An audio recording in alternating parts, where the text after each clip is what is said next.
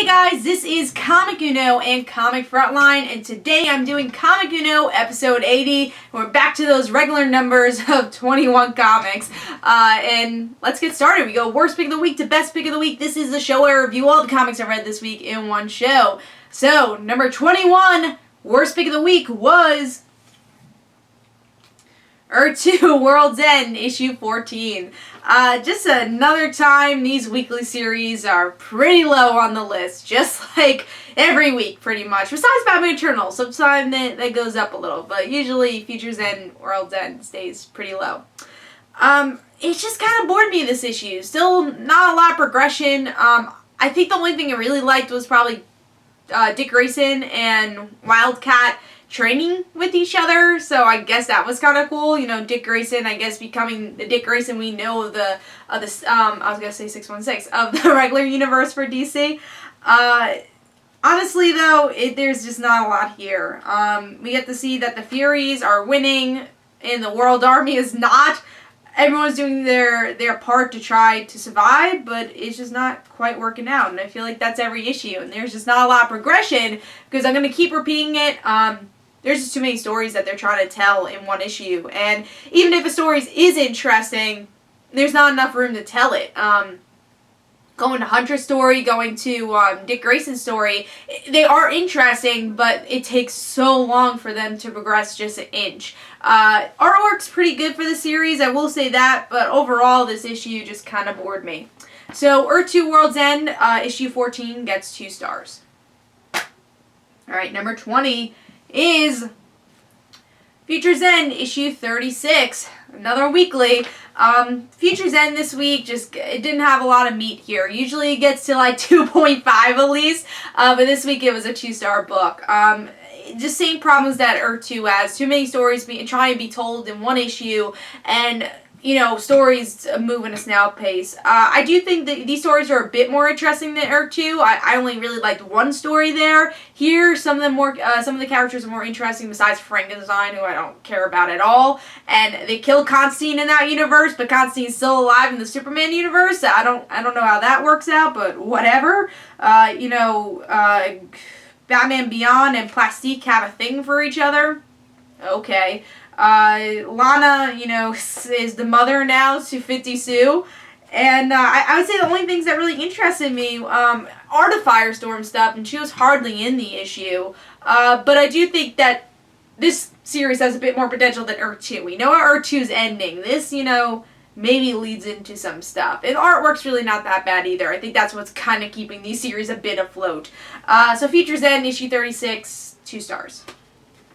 Alright, number 19 is Batman Eternal, issue 40! Yay, all the weeklies together in one little happy family. Batman Eternal, definitely one of the better weeklies this week, but it was not that good. Definitely not really worth picking up. Batman's trying to survive the avalanche with the Riddler, kinda, and Vicky is trying to save her editor, first of all, and just kind of bring out the badness of Gotham PD at this point, especially with Commissioner Gordon in jail, which we haven't heard a lot about him recently. And that's pretty much it that happens here. And some reference to Stephanie. I'm sure going to lead up to Stephanie soon. Catwoman's going to try to kidnap her. She knows a lot about Cluemaster, but other than that, not a lot of stuff going on.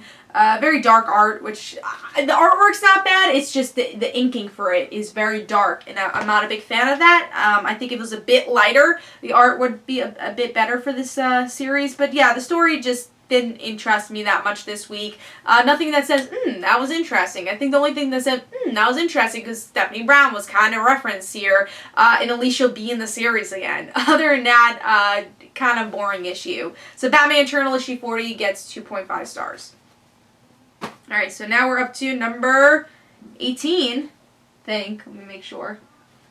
Alright, number 18, which is the Weapon X program, issue 5, which I think it was last issue actually really impressed me. It was pretty high up there. But this issue, well, first of all, I'm just going to say about Weapon X, the artwork is not great. It's kind of average, so that kind of brings the issue down. And the other part is that it actually continues. Like, this would have been a cool issue to find out about these heroes in a miniseries, and maybe a year later find out a little bit more about them in another miniseries. But to have a whole weekly series about them, I'm like, they're not that interesting.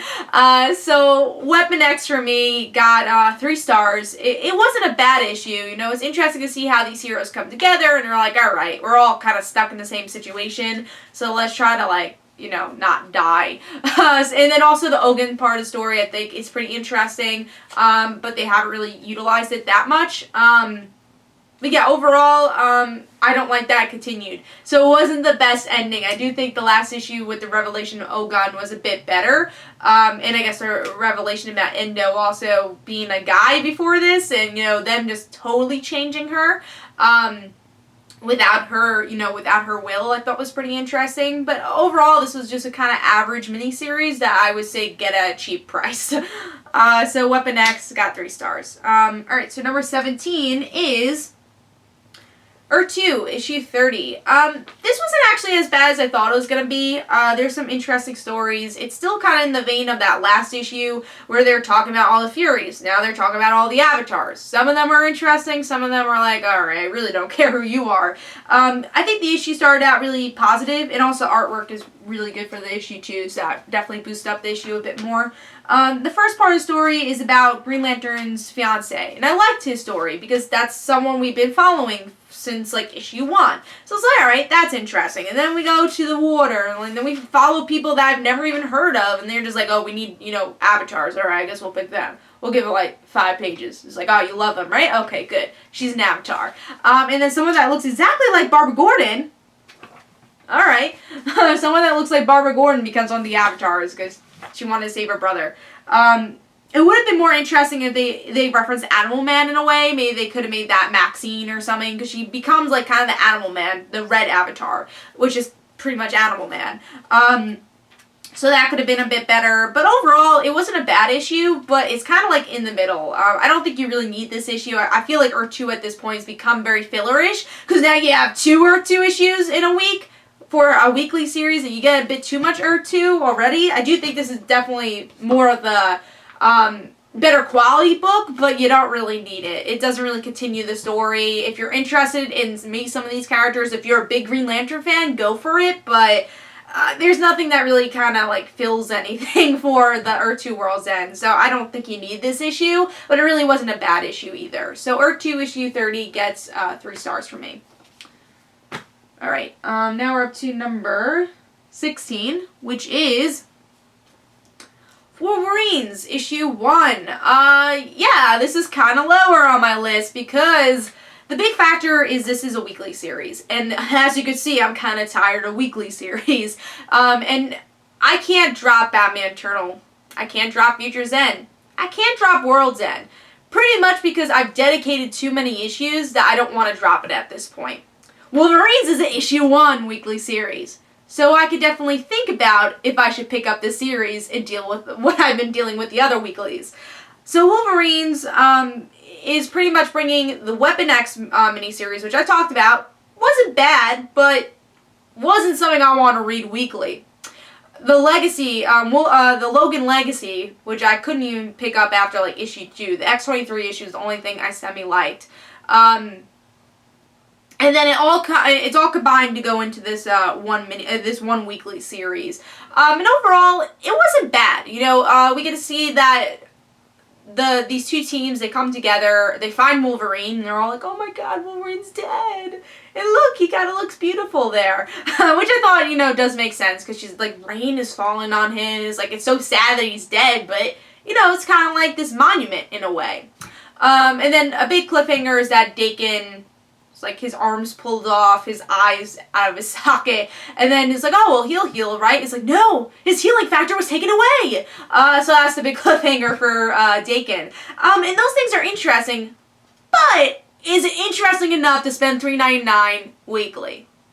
No, it's not.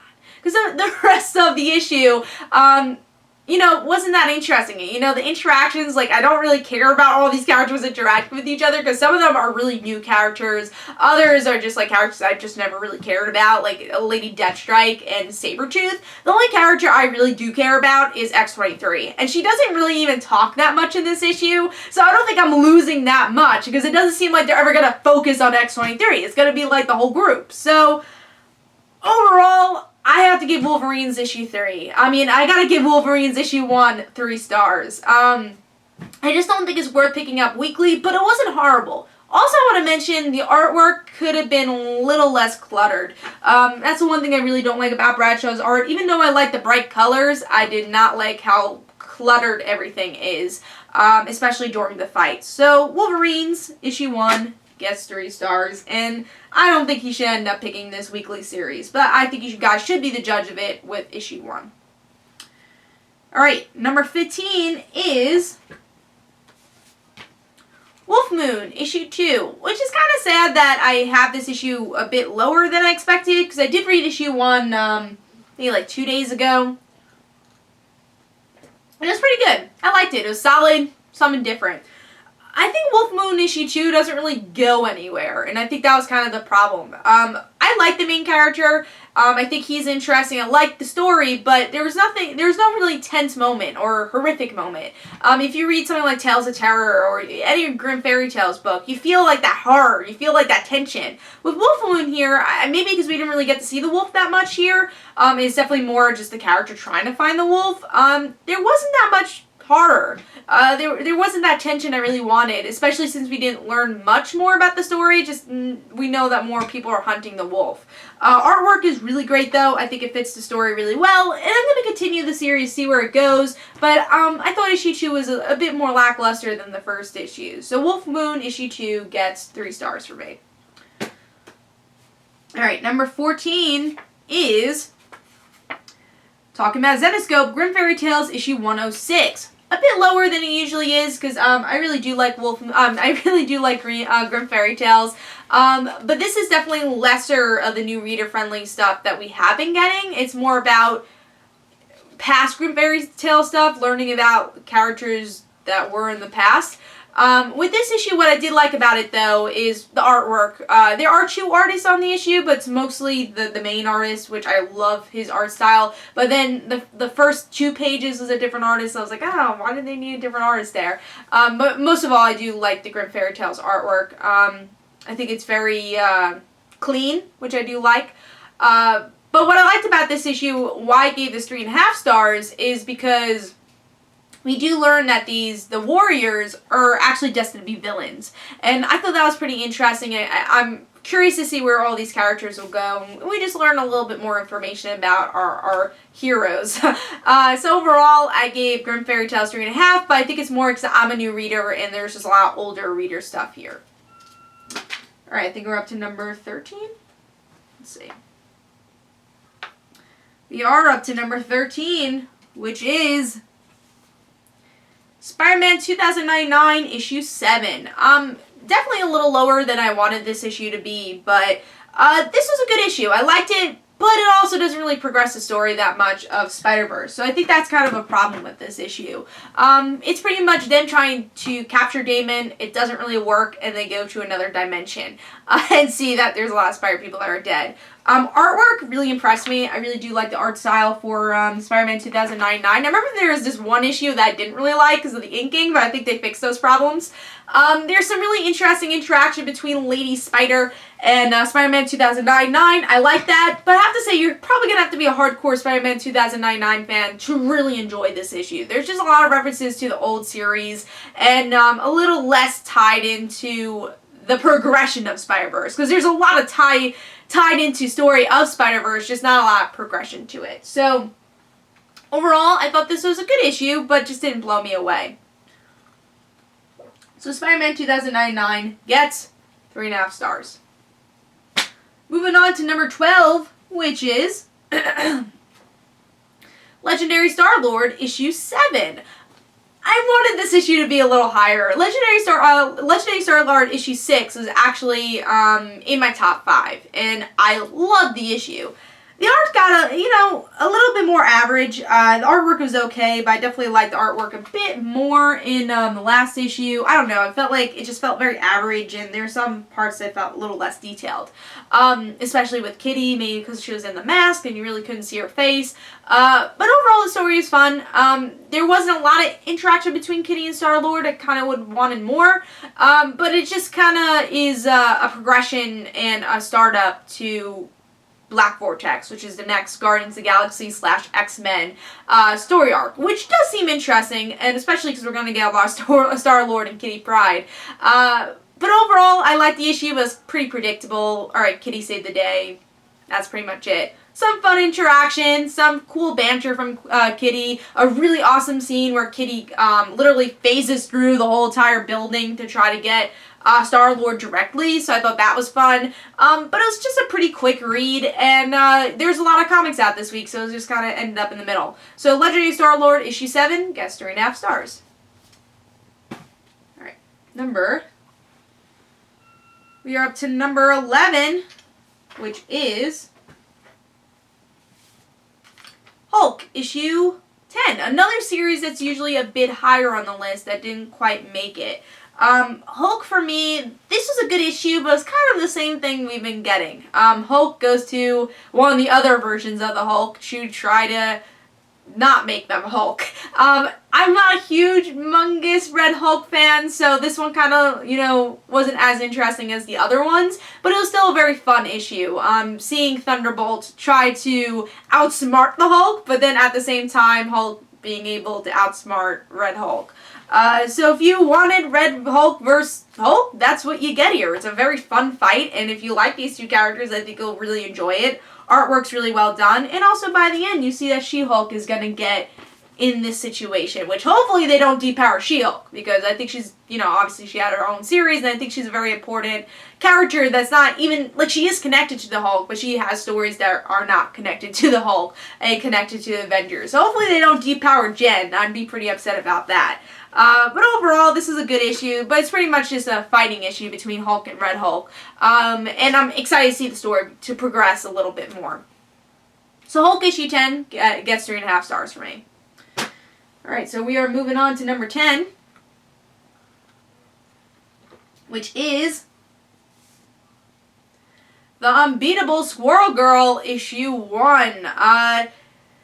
This issue, it was fun. I had a good time with it. The one thing I want to say about Unbeatable Squirrel Girl, though, is that I don't know if I see myself picking this up every month. And I think that's the biggest problem. What I had with Rocket Raccoon. That was a fun series, but I didn't see myself really connecting to the series. But at least this has a bit more of a story arc. So I'm happy about that with Unbeatable Squirrel Girl. She's going to college. That's cool. That's what the story's about. She's going to college. She ends up fighting Kraven. And she has a good roommate.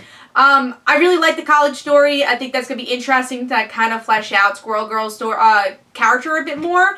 I thought there were some really fun moments here. Her trying to have a secret identity. The Kraven stuff was funny. You can't really take it seriously. Interesting that Squirrel Girl's okay with Kraven just killing someone else. And then, the little chipmunk friend she has is fun. Like in Harley Quinn, that beaver is really annoying. This squirrel's fun. That's, how you make a difference from that. And artwork's cutesy type artwork. And, I want to see where it goes. I'll give it a couple more issues. It's fun, but again, I don't know if I'm gravitating towards it to pick up every month. But we'll see. Especially since it's $3.99. I feel like this would probably be a better $2.99 book. So Unbeatable Squirrel Girl issue 1 gets 3.5 stars for me. Alright, I think we're up to number 9. We are up to number 9, which is The Amazing Spider-Man issue 12. Continuation of Spider-Verse. I'm so upset that this is kind of lower on the list, but still top 10. That's pretty good at 21 books. I will say the reason it didn't get higher is that I think the series is kind of repetitive. Because there's so many Spider people, they repeat themselves a lot. May has not said, I think she's only said 2 ideas in the 4 issues she's been in. Where's my brother? Oh my god, my brother. oh my god, my parents are dead. Like, come on, May, you have more than that. As a Spider-Girl fan, I just kind of want to flesh out that dialogue a bit more, and it just kind of seems stuck. And it's not Dan Slott's fault. I mean, I just think there's too many characters to focus on to have interesting dialogue between everyone. And I understand that's why they have the tie-ins, but you can't have all the characters in the tie-ins. And hopefully we get more of May in the team-up book, which I'm very excited about. Maybe we'll flesh out more of what's going on in that issue. But that's also a problem, is that a lot of this is tie-in books. It's like, well, if you want to actually find out what happened there, you should read Spider-Woman. If you don't know what happened, too bad. Especially if you haven't read Spider-Woman, I think you'd be really confused. If you're only reading Amazing Spider-Man, which I'm sure a lot of you out there are, I think it gets a little confusing. You kind of need to read Spider-Woman. Most of all, Spider-Woman. Like, they kind of reference Spider-Man 2099, say, hey, this is what they're doing, but they end up in the end of the issue of something that happened in Spider-Woman. So I think that's really confusing to have so many tie-ins that actually mean something. But that's also a good thing, because then the tie-ins actually mean something. And they do reference it, so it's like, hey, if you're lost, maybe you should read Spider-Woman. But then we have the cliffhanger ending, which, you know, everyone's like, oh my god, this happened. I'm like, if you've been reading Spider-Man for a long time, this cliffhanger has happened many times. So, the cliffhanger is that Uncle Ben is the Spider-Person of that radiated world from Spider-Woman. And that's cool. Like, I'm really excited to, what I've heard, Spider-Man team up with Spider-Girl is going to be teaming up with Ben. So I'm very excited for that, because she's never interacted with Uncle Ben, but she has interacted with Aunt May, so that's going to be really fun. But going back to it, this wasn't much of a cliffhanger. Like, if you're gonna guess anyone Spider-Man in the world, it's gonna be Uncle Ben. I mean, like, if it was someone else that's, like, hasn't been used so many times, I'll be like, oh my god, but Uncle Ben's been used so many times. But hey, maybe we'll have a Spider-Gwen on our case, and he'll be an awesome Spider-Person. But yeah, Amazing Spider-Man issue 12 gets 3.5 stars for me. I'm still really enjoying the story arc, just seeing all these Spider people together. Great artwork, but I do think there's some problems because we have all these Spider people in one issue. Alright, now we're up to number 8, which is Synergy, issue 3. A really fun indie series that's actually been in my top 5 for both issue 1 and 2, and just almost made its top 5 this week. So Sinergy, another fun issue, learning more about Jess and her not going to college and her having her first kill. And the mother now being a little suspicious, like, hey, why the hell do you not want to go to college? So maybe the mother will learn more about these activities and more about her husband. So overall, really good issue. Good cliffhanger with her and Leaf. We're going to learn more about her monster ex-boyfriend. And overall, this is just a really fun series. So if you're not reading it and you just want a really fun, original story, I totally recommend Synergy. And it continues the plot very well here. So I gave Synergy 4 stars. That was number 8. Alright, so number 7 is Green Arrow, issue 38. It did not make top 5. I'm a little upset about this, but it's still a very solid issue. My problems with this issue, just before I go to the positives, is that I would have liked a little bit more comedy and a little bit more interesting stuff between Green Arrow and Green Lantern. I think we got a lot here, but it would have been nice to kind of just get even more chemistry between them. Also, I still think Felicity is still a bit about the one-liners, and we haven't really seen her character fleshed out, and I think that's a big problem. I think in the show there's just enough time for her to have those really interesting comedic moments, but here it's only comedic moments. So I think that feels a bit forced, so that's something that I think they're going to have to correct also as the series goes on. But the stuff I loved about this issue, Mia, keeping even more of her origin intact, pretty much confirming that she did sell herself and that she used drugs, which is a very important aspect to her character before New 52. So very happy that they kept those stories intact. So very happy about that with Mia, even though she wasn't really in the issue that much. Other things I loved: the way that Green Lantern and Green Arrow kind of teamed up, and how Green Lantern used his ring to help Green Arrow. An awesome scene is where Green Arrow gets his costume from Green Lantern, gets a a boxing glove arrow from Green Arrow. Has a stronger arrow because of Green Lantern. Why did I say Green Arrow? I meant Green Lantern. So overall, I still think it was a very fun team up. I could have used a little bit more chemistry, but it's still a very fun issue with an interesting cliffhanger that Oliver's girlfriend is being tortured. So she's probably going to learn a little bit about this Green Arrow past, and will she stay? Who knows? But overall, Green Arrow issue 38 gets a very solid 4 stars, and I did enjoy this issue. But I kind of wish that, like, I gave it like 4.5 stars, but it was a 4-star book this month. Alright, number 6. Number 6 is Tales of Terror, issue 6. Coincidence. I really enjoyed this. You know, something I like about Tales of Terror is that it's very horrifying. And with this issue, it's about an orphan girl who grows up who was afraid of the monster in the bed, under the bed, and not in the bed, under the bed. And we find out that the person taking care of her actually raped her roommate. So it's just interesting how this monster under a bed, the person that, the monster she was scared of, is the one who actually attacked the real monster.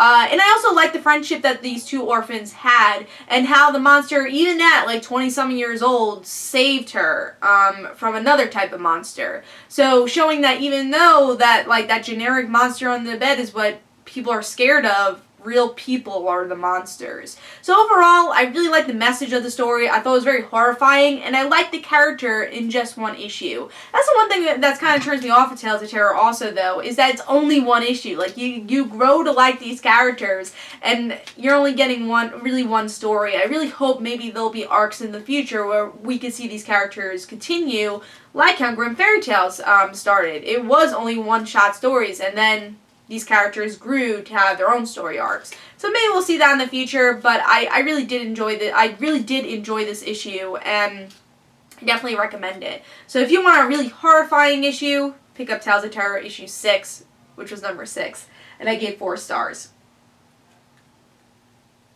Alright, number 5 is Lady Killer issue 1 from Dark Horse. Now this issue is about this housewife, normal life, and, you know, she has a good family, somewhat. You know, she kind of has an annoying mother-in-law who doesn't really respect her, but overall she has a happy life. But she's an assassin, and the mother-in-law is getting suspicious of this, and I'm really curious of, like, how the hell did this regular housewife become an assassin, and why is she killing these people? So overall, it was a really good issue that set tone. Artwork was beautiful, and action scenes were really great in this issue. So I was definitely interested enough to pick up the miniseries for Lady Killer, and I think it's a very unique style for a series, and I'm very curious to see how the hell this housewife became a murderer and how this will affect her family. So Lady Killer issue 1 gets 4 stars for me, and that's number 5.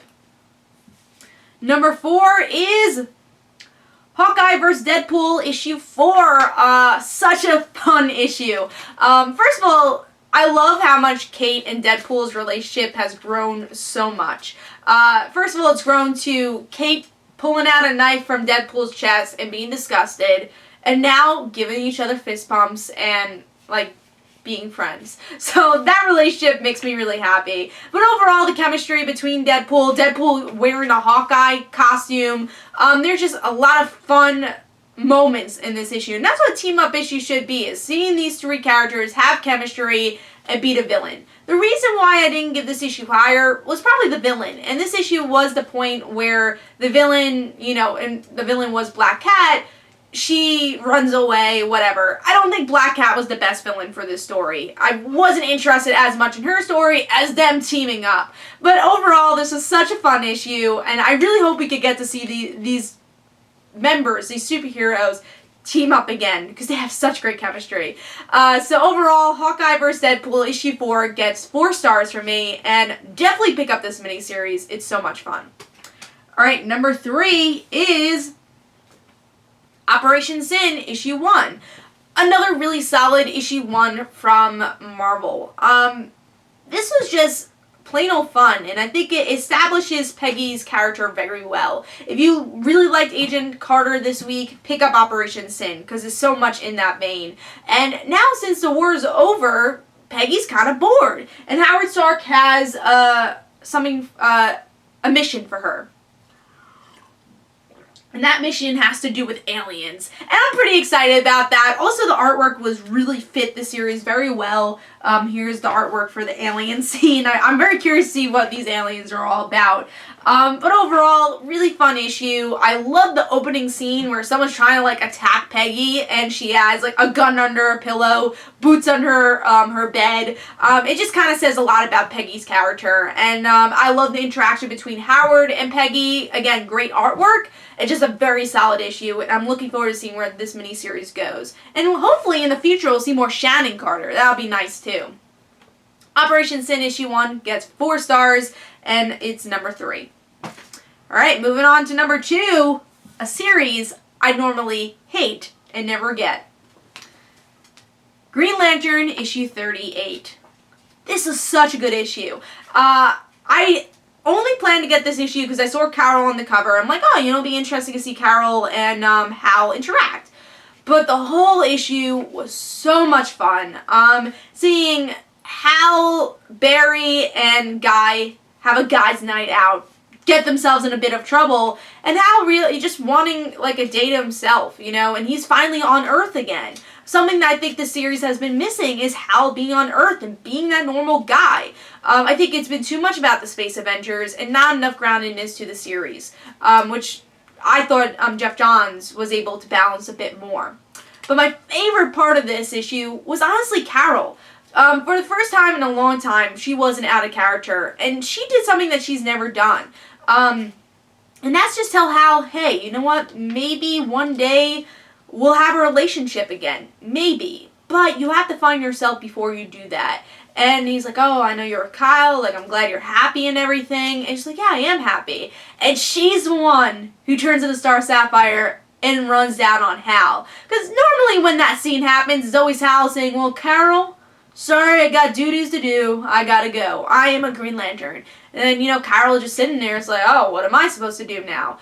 It's this time now Carol saying, well, you know, Hal, you gotta figure yourself out, and I'm gonna go, because I have responsibilities in space. So I really like that that reverse dynamic. And I thought it was a really nice scene, because it wasn't Carol pushing, hey, I love Kyle, you're a nobody, Hal. It was saying, hey, I really still do love you, I respect you, that's how I knew you were here. And then Hal respecting that. So it gives us, as fans, hope that they will come back together. Just when Hal is able to, because he's not the man that I guess Carol needs at the moment. It's just a really fun issue and something I feel like Green Lantern needed. It needed to be grounded, and this issue literally grounded Hal.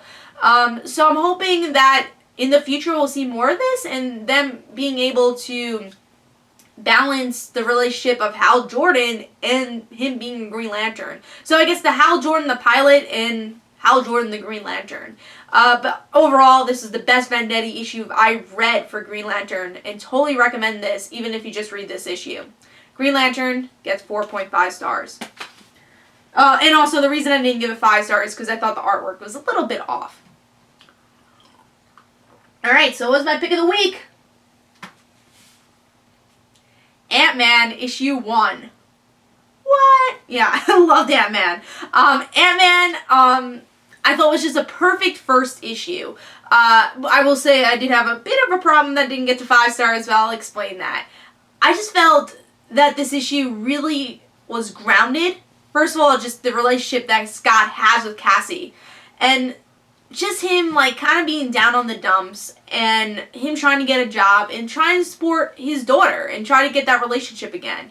And then once he gets the job of his life to be a better person, he still picks his daughter. His daughter has to move to Miami because the mother says, well, I don't want her to be in New York anymore because there's too many superheroes, and, well, you know how that ruined her life, so I'm moving her to Miami. And he's like, all right, I'm going to Miami. So his adventures are going to move to Florida, which is kind of nice that these superheroes are moving to different states. You know, I love that they're all in New York, but it's cool to see them in different areas like Daredevil in San Francisco, and now Ant-Man in Miami. I don't know what villains he's going to fight, but it'll be very cool to see.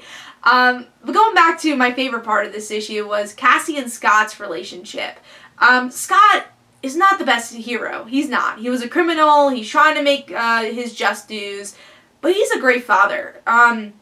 One thing I've never seen, usually with even good fathers, it's like Cassie's trying to describe all our gossip and everything that happened in school, and he's interested in it. He wants to hear that story. I was like, whoa, I've never seen that in a comic or any media. So I was like, whoa, that honestly just shows how much Scott cares about his daughter. And then the dynamic he has with his ex-wife. It just makes the series very grounded, and I think Scott very grounded. And the series reminds me of Daredevil and Hawkeye.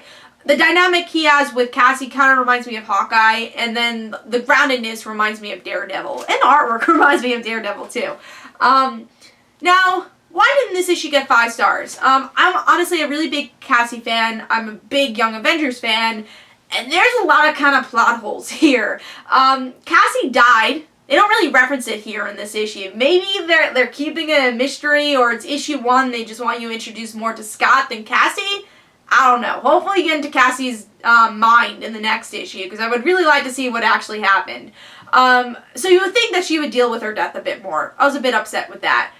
Also, it seemed like she was depowered. She isn't, because Nick Spencer on Tumblr said that she's not de-aged or depowered. Seemed like she was, but I don't know what's going on there. Hopefully they explain that in the next couple of issues. But yeah, it's interesting because the mother says, oh, well, you can't shrink her to size to go to where, I don't remember where she had to go, but Scott wanted to shrink her to do something, and he's like, oh, no, you can't use your powers on her. It's like, well, she could shrink herself, and the mother knew she was a superhero from Young Avengers. I'm a bit confused about that, but we'll see in the future issues. But overall, I think I'm just nitpicking at that point, and I still love the issue, and I can't wait to see where this series goes. But I would like to know what you think about the Cassie story also. So Ant-Man issue 1, 4.5 stars. It was my pick of the week. Hope you guys enjoyed. This is Comic Uno. Guys, don't forget to follow me on Twitter for Comic Uno. Don't forget to like my Facebook page. In the description below, there's links from my comic book, Like Father, Like Daughter. And don't forget to like the Facebook page of Like Father, Like Daughter. And join me next time for Comic Uno episode 81. I'll see you guys later.